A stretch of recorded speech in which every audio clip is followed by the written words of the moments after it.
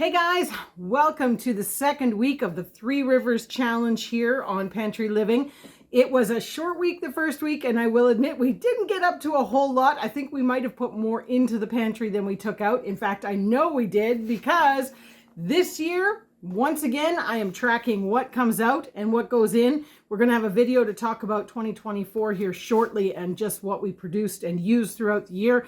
And I'm already underway with this year. We've got, let me check my cheat sheet here. So we've already made 14 jars of chicken broth, which have gone into the pantry. And so far, for the first 5 days of January, we used 4 jars of stuff out of the pantry. This week, we're plunging ahead, getting back into routine. Kids are back at school. Chris is back at work. And guess what? I got a new pot. Yes, that's right. It was reduced at Walmart. It didn't have a lid. $27.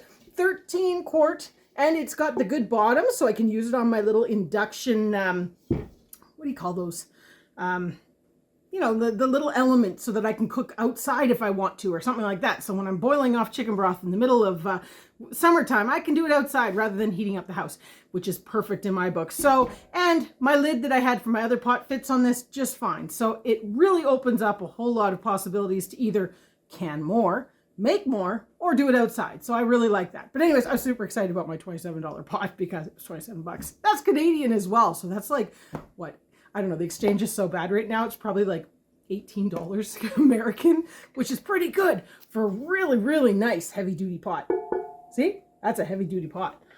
Anyways, enough about my pot. You can see here I've got my juicer set up behind, because as you saw at the end of the last video, we took out those tomatoes from the freezer because we are combining this with the freezer challenge, because boy, oh boy, I am nowhere near shutting off that freezer outside. We've got 2 sheep being butchered this week, so I'll get that meat next Monday. It's got to go somewhere. And I really, really just want to shut that outside one off. So this week, we're going to focus a little bit of getting some stuff out of those freezers. We're going to cook from the freezers as much as possible. Saying that, this morning, you didn't really see me cook too much from the freezers. Breakfast was an omelet.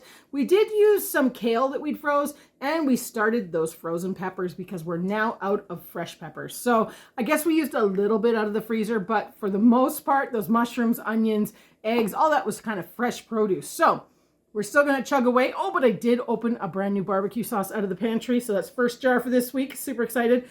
I kind of have like this idea that I should be using around 10 jars of stuff from the pantry at least a week, and then everything else kind of from the freezer. That's what I'm going for. I haven't actually tallied up 2024's usage chart yet, so I don't know exactly what I used from jars over that time period. So I will do that shortly. I'll take you guys along for the ride, and we'll do a kind of a rough idea of whether my mind of what I need is the same as what we actually consumed. But we're going to get into the second round of butter chicken.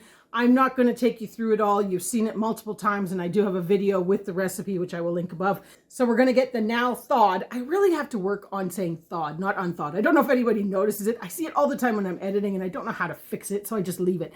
I have to thaw, not unthaw. I do know that. It's just habit. Anyways, they are thawed, and I am going to drain off that excess liquid, and we're going to get them through here. The one thing that's going to be different this time is I'm doing it all in the same day. So first we're going to get the onions and garlic into the pot with a bit of butter, fry them off first, then we're going to just pour the liquid in and let it simmer down with all the spices. And the other thing that we have to come back to today, if not today, maybe tomorrow, is the turkey barley soup that I had been planning to make last week. We put that out in the porch because we use the porch as a fridge this time of year up here in Canada, and it is frozen solid. We had a cold snap over New Year's, and it is frozen solid. So I've got that in now, sitting on the counter to try and defrost that broth.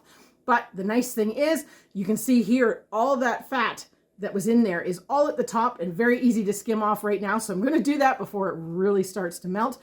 And then we'll get that turkey barley soup hopefully done as well this week. Aiming for tomorrow, because I think it's going to take at least a day for that solid clump of broth to unthaw. Thaw. See? It just happens. It's not intentional. It just happens. I'm going to get busy. Here we go. I'll tell you what, my island is awesome for this. It's like the perfect height. Everything is so awesome about this. Some of these tomatoes still had a little bit of ice, so we're going to get a little more liquid than we might have the last time. But doesn't matter. We're getting the job done. Look at that gorgeous stuff coming out of there. All right, so we've got it ready to go here. It's nicely mounding on the spoon.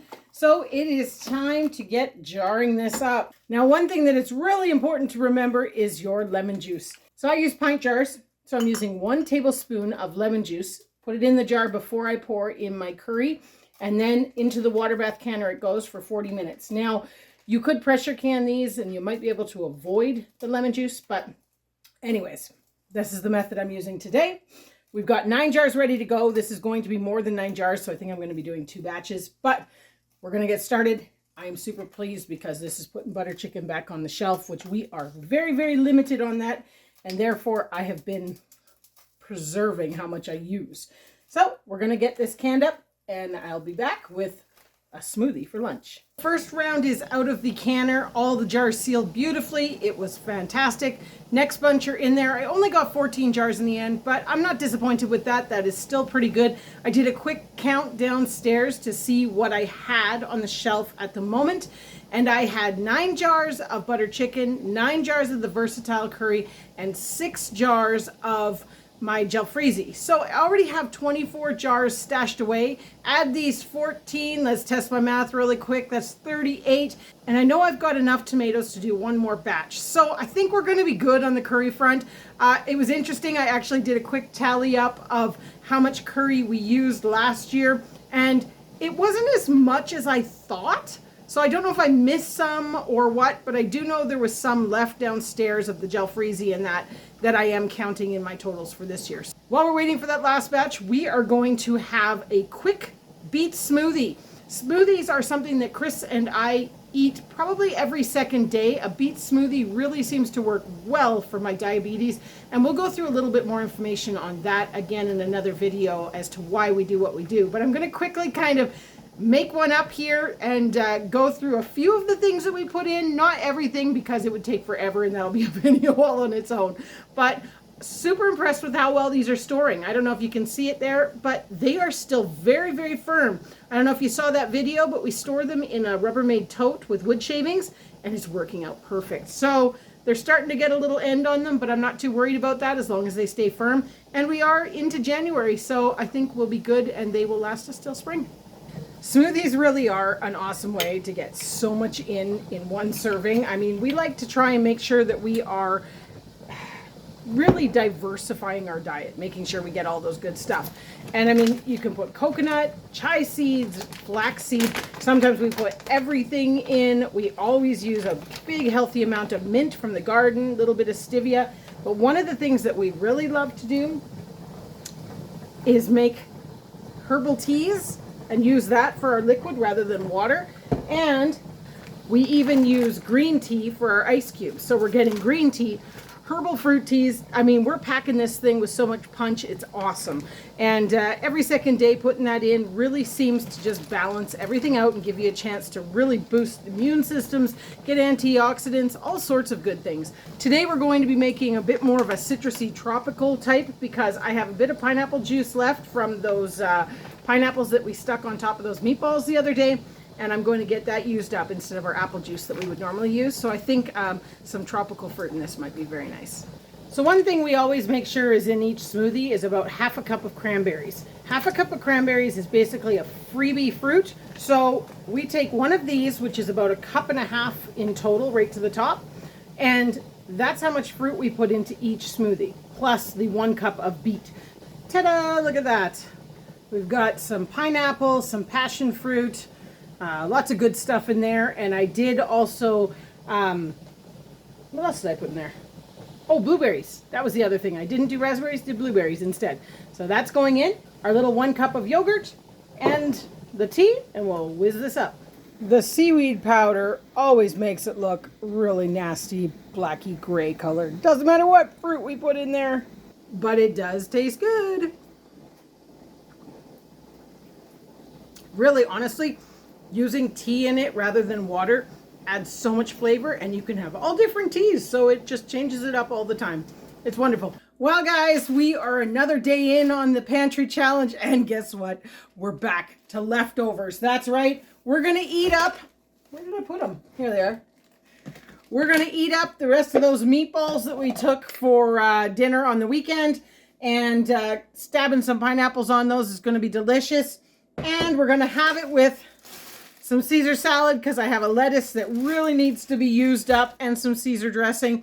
So all in all, pretty much carb free, and we are going for it, using stuff up. I know it's really sad because once it's used up, it's used up, but lettuce is something we may allow ourselves to still buy, although we don't eat it in big quantities this time of year. I still like having it since we don't do the pastas and bread and that sort of stuff. So it's good to have the ability, at least, to make a salad every once in a while. And we're not that far off. This is wishful thinking by me, but we're not that far off from being able to grow some more outside in the greenhouse, hopefully. Maybe 3 months. Doesn't seem so bad if you say it quickly. I'm also still going through those peppers out of the garden that we stored down there. I went through the bucket, took out anything that was bad, and put what was still keeping in the fridge now. So they're actually holding pretty good. Look at that. Don't get me wrong, there's some soft spots and that, but I'll still be able to get enough pepper for our Caesar salad. And using my homemade feta. I do have a recipe for that. I'll link it above or below. But yeah, homemade sheep feta. We have one more jar left, but luckily I have lots of milk in the freezer, which is going to tie into our freezer challenge, of course.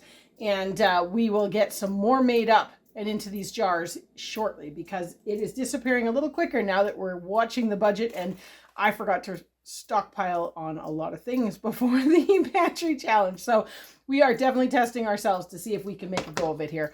But that's what's going into our Caesar salad. I just thought I'd tidbit that in there because I was still using these peppers, which is amazing considering it is well into January now, and I'm impressed with that. So as many of you know, I know we're taking a long time to get to the presentation of this dinner, but as many of you know, Chris and I tend to go down rabbit holes when it comes to food. This is why we no longer eat bread. This is why we're watching carbs to fight the diabetes. And recently it's come to our attention that maybe we should think about cholesterol as well. Out of curiosity, we went and looked up how much cholesterol is in 100 grams of lamb meat, for example, and it's 89 milligrams. So now, out of curiosity, we want to look and see what 100 grams of meatballs looks like, because I'm betting it's only 3. But anyways, we're going to do it right now. We're going to weigh it. And I thought, why not document this? Because it's just interesting. All right, so we are on grams. Let's see. 1. Oh, it's going to be 4. Oh, maybe 5. Maybe 5. That's 102. So 5 meatballs it is. All right, so here's our meal. I couldn't just do 5 meatballs. I've got 6. We added some pineapple, and we do have our dressing. And interestingly enough, just because, hey, for sleep and giggles, we were figuring this out today. And this meal is 135 milligrams of cholesterol. So I don't know if that's good or bad. We don't test our cholesterol, but it's just something that now, because we think we should maybe be aware of it, we're going to kind of monitor what we're eating. It says 200 to 300 milligrams a day is what you should consume. So I guess we've used half in our one meal. It's funny. I'm just sitting here and I'm about to talk about today, and I notice you can still see my Christmas decorations up in the shot here. And I'm like, I really should take the Christmas decorations down. So maybe that'll happen this week. See the garland there, and there's the little, what do you call that thing? Lantern thingy in the window. And there's still a Christmas tree set up over here. I think we need to start tackling that and get this into January mode. I mean, it's going to be Easter soon. We'll have to put up Easter decorations. Valentine's, I guess, is first. Anyways, I'm digressing.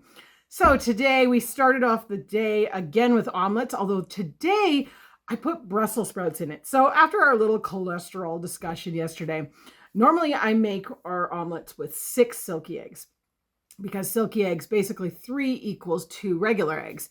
And upon researching cholesterol in those silky eggs, et cetera, you know, that rabbit hole that you go down, I decided I was going to try and make them today with 2 eggs instead. So 4 eggs in total for Chris and I. And it just was looking a little bit on the weak side. So I decided, you know, what have I got in the fridge that I could possibly put in this? And there was some Brussels sprouts. They looked really, really sad. I mean, really sad, but you took off those outer peelings and it was just fine. They cooked up great fried in there and it was delicious. So I think Brussels sprouts are definitely something in this 2025 gardening season that I'm going to focus a little bit more on. I don't like growing my own and throwing them in the freezer. We've done that before. They never seem really good and it just ends up wasted. But if we can figure out a way to get them into our tunnel cover and keep them going throughout the winter time, they're great because they can freeze and it doesn't matter. You can still go out and pick them as you need them. So that's the plan. See if we stick to that. Maybe you guys can hold us to that. But omelet was fantastic. Loved it with the Brussels sprouts. So that was a great breakfast. And of course I had our coffee, which was really good. And we had eggnog to use up. So we put eggnog in our coffee. It was, you know, it was a concept that I thought, but you know, it actually was pretty good. So now we're on to the rest of the day here, and we're going to tackle making that turkey soup that we had started probably did we even start it in the first video? It might have actually been like, anyways, it's been a while. So it's now unthawed. I've scraped off that fat layer on top and we are ready to go. So we're going to quickly kind of go through this. I do have a video on this recipe, but we made it with chicken. It's called chicken barley soup, hearty chicken barley soup. And it's basically exactly the same. I'm a little bit short on broth in that recipe. I believe I used 7 cups of broth and I only have 6 cups of broth. So I may end up adding water or I might just put a little less barley in. We'll see how it goes, but we're going to get everything in here. I have not got anything chopped up yet, but this is such a wonderful soup for good use of leftovers and those hearty vegetables. It just is a really nice winter soup, and that's when we find we eat it the most.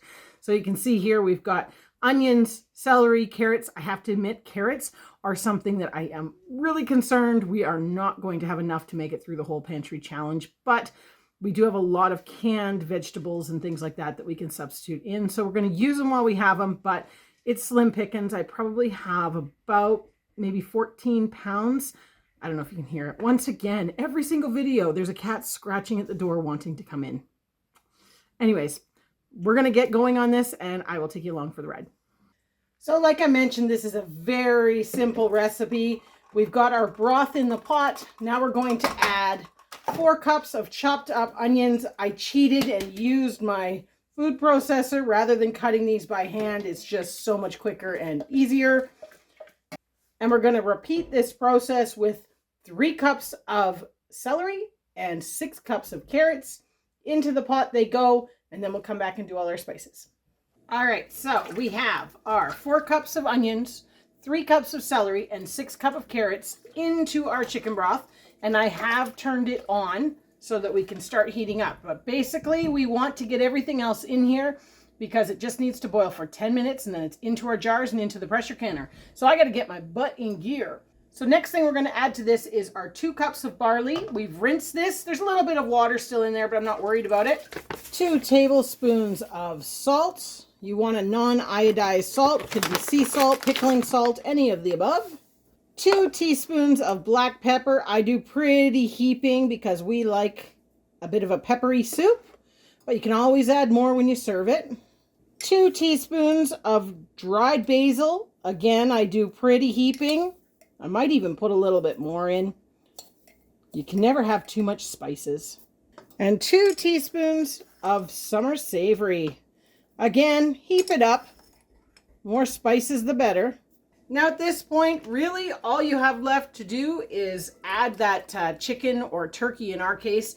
And I don't add it until it is boiling because it is already cooked and I don't want it to disintegrate to nothing in the pressure canning process. So I usually bung that meat in right at the end. Don't get me wrong, there's a little bit of meat in here that I had in the broth, but not much. So we've got a big container that we're going to add to this as soon as it is up to boiling. And in the meantime, I got to go get my jars ready. I know I say it all the time, but I really wish that you could smell this. It's incredible. It's like that, wow, hearty home-cooked turkey, spices. Oh, so good smell. Anyways, turkey's in there now. I'm just waiting for it to come back to a boil. I've got my jars ready to go and the pressure canner's over there off screen. It's got its 3 liters of water and it's on a low temperature to keep that water warm. And then it's in there 90 minutes And I'm going to see what I can find to do while that's happening. I think we're going to make a smoothie for lunch. And then we're off to the butcher. And there we go. 7 jars in the pressure canner. And as promised, enough left over for us for lunch for tomorrow. And for lunch, we're enjoying another beet smoothie, this time with apple juice and a bunch of raspberries and delicious homegrown fruit and some cherries. Well, tonight, Chris is cooking. It's wonderful. I'm being spoiled. We're still having some leftovers. We've got some more of those meatballs still to tackle. But with that, we're trying something a little new, which hopefully we'll go into in our next video. And we're still eating beet greens that we harvested these, wasn't it, in November? November. And they've been in the fridge in a Ziploc bag, and they're still really good shape. Amazing. Still from the garden. We had those peppers earlier with the omelets and things. Now we're doing the beet greens out of the garden, and we're using up some old Brussels sprouts, which you saw me put in the omelet this morning. So all in all, we might actually get on to eating from the pantry next week because we're starting to run out of all the other stuff that needed to be used up. So that's this week all finished. Not this week, actually. That's this video all finished up, and you'll have to stay tuned for what we get up to in the next couple days. All right, so in my textbook move, I'm back. So the video's not over yet. So tonight we decided to try this buckwheat that we bought. It's a kasha, pure roasted buckwheat. We bought this months ago and we never broke it out and tried it because of the diabetes thing. And so tonight we decided, let's see how it cooks up. So we're going to try it. Right now, I will admit I went ahead and I've already fluffed it. But it's a little bit moist still. But let's give it a taste test before we put anything. This is just plain buckwheat. So here comes the moment of truth. I will admit I've never eaten buckwheat before. Maybe we had it as flour, did we?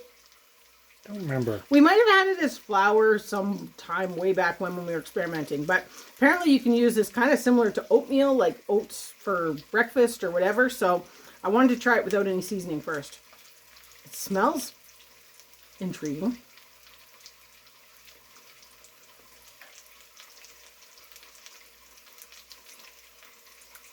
It's actually pretty good.